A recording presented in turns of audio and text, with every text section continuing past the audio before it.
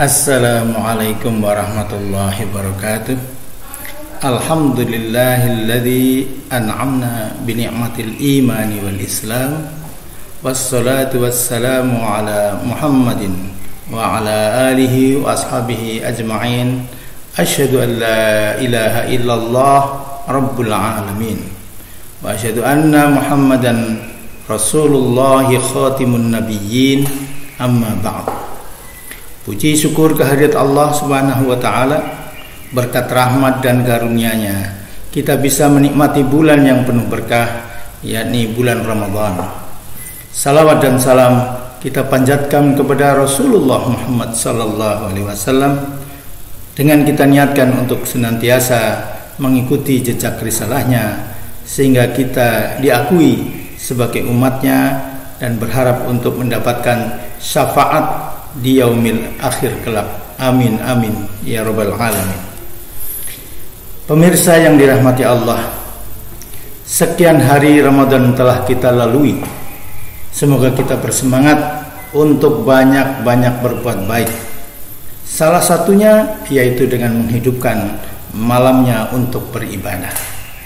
Sebagaimana sabda Rasulullah sallallahu alaihi wasallam, "Man qama ramadhana imanan wa ihtisaban, ghufira lahu ma taqaddama min dambi." Barang siapa beribadah, menghidupkan bulan Ramadan dengan iman dan mengharap pahala, maka Allah akan mengampuni dosa-dosanya yang telah lalu. Hadis riwayat Bukhari dan Muslim. Sepenggal cerita masyhur Rasulullah tentang ibadah malam, bahwa dahulu Rasulullah sallallahu alaihi wasallam bangun untuk salat tahajud di malam hari hingga pecah kakinya atau bengkak-bengkak kakinya, sehingga Ummul Mukminin Aisyah radhiyallahu anha berkata kepada beliau karena menyangka bahwa beliau melakukan karena takut dosa atau mengharap ampunan Allah dan rahmatnya. Padahal pengampunan Allah Ta'ala sudah beliau dapatkan, sehingga tidak perlu melakukannya. Mengapa engkau lakukan ini wahai Rasulullah? Padahal Allah telah mengampuni dosa-dosamu yang terdahulu dan yang akan datang.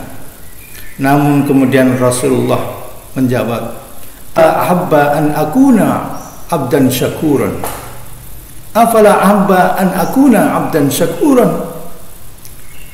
Tidak bolehkah aku senang bila menjadi hamba yang bersyukur? Jadi ternyata ibadahnya beliau, motivasinya adalah untuk bersyukur, untuk menjadi hamba yang bersyukur. Nabi Muhammad SAW adalah orang yang paling mengetahui Rabb Azza wa Jalla. Karenanya orang yang bertakwa patut mencontoh kepadanya. Beliau selalu memanfaatkan setiap kesempatan untuk berhalwat, menyendiri bersama kekasihnya Allah Subhanahu wa taala, beribadah kepada penciptanya dan bersyukur kepada Rabb yang telah mengutamakannya di atas alam semesta ini dengan telah menjadikannya pemimpin para rasul. Jadi ibadahnya sebagai tanda syukur kepadanya. Ya Allah, berilah kami rezeki agar bisa berupaya untuk beribadah di malam hari dan merasakan nikmatnya beribadah dan melihat wajahmu yang mulia sebagaimana tauladan kami. Ibnu Battal berkata, di dalam kisah dan hadis tersebut terdapat pelajaran agar seseorang menjadikan dirinya bersungguh-sungguh dalam beribadah, sekalipun hal itu membahayakannya. Sebagaimana Rasulullah SAW melakukan hal itu, padahal beliau telah mengetahui apa yang telah diberikan kepadanya, yaitu pengampunan dosa yang telah lalu dan yang akan datang. Lalu bagaimana dengan orang-orang yang tidak mengetahui hal itu? Apakah kita mendapat ampunan atau tidak?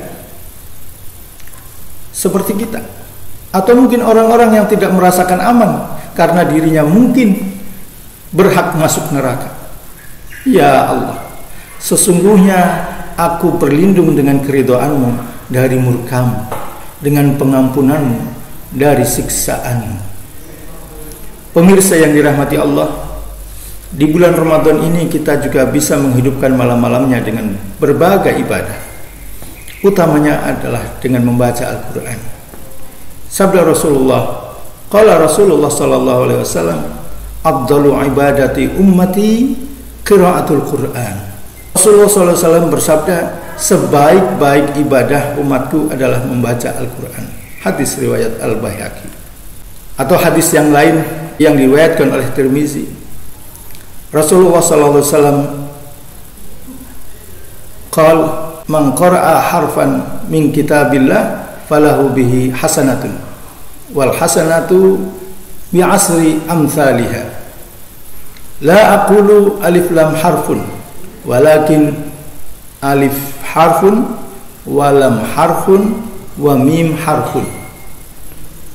Abdullah Mas'ud radhiyallahu anhu berkata, Rasulullah SAW bersabda, siapa yang membaca satu huruf dari Al-Quran, maka baginya satu kebaikan dengan bacaan tersebut. Satu kebaikan dilipatkan menjadi 10 kebaikan semisalnya, dan aku tidak mengatakan alif lam mim satu huruf, akan tetapi alif satu huruf, lam satu huruf, dan mim satu huruf.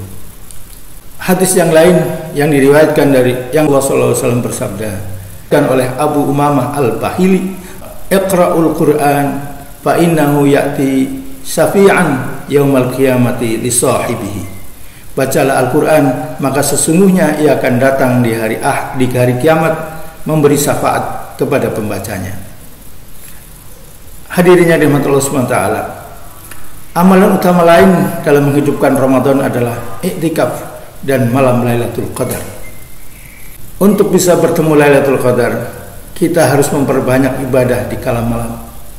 Dengan melakukan iktikaf, kita akan lebih bisa fokus melakukan banyak kegiatan ibadah seperti membaca Al-Quran dan tafsirnya, berzikir, dan salat qiyamul lail.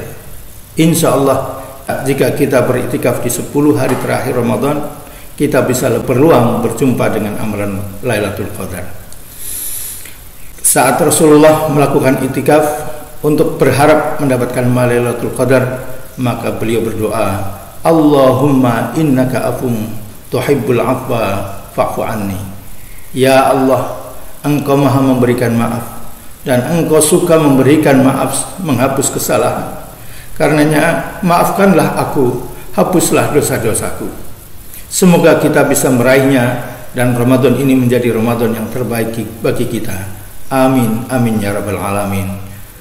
Walafu minkum. Assalamualaikum warahmatullahi wabarakatuh.